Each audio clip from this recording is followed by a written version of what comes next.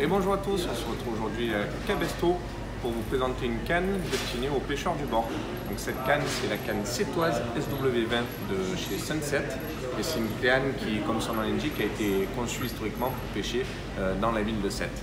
Alors l'intérêt de cette canne, c'est que c'est une canne qui va être en emmanchement, donc pas une canne télescopique, en 3 brins, avec un encombrement relativement limité puisqu'il y a 1,26 m d'encombrement une fois la canne repliée, donc ça rentre largement dans une voiture.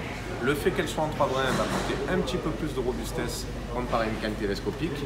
C'est une canne qui mesure 3,60 m, donc c'est une longueur qui va être extrêmement polyvalente, que ce soit pour pêcher aux appâts calés, et notamment à la recherche des dorades dans les canaux de Sète, que pour pêcher notamment avec un bulle d'eau à partir d'une plage ou lancer des poissons nageurs dans les vagues. Voilà, c'est un peu une canne à tout faire qui possède une finition soignée et je vais vous rentrer un peu dans le détail pour vous montrer ça.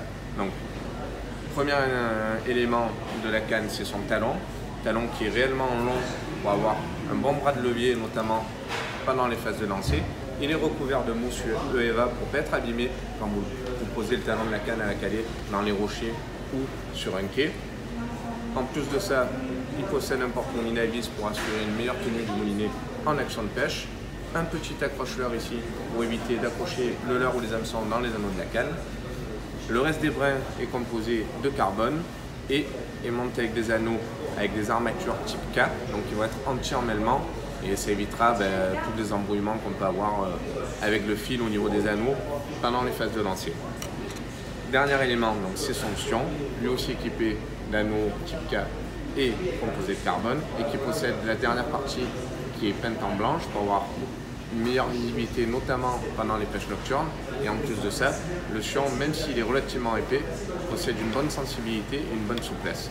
Voilà. La canne a une action relativement souple et même assez parabolique, ce qui va permettre d'envoyer très facilement des plans à distance convenable. Donc j'espère que ça vous aura donné envie de venir la voir chez nous. Elle est en opération en ce moment, donc n'hésitez pas. C'est le moment.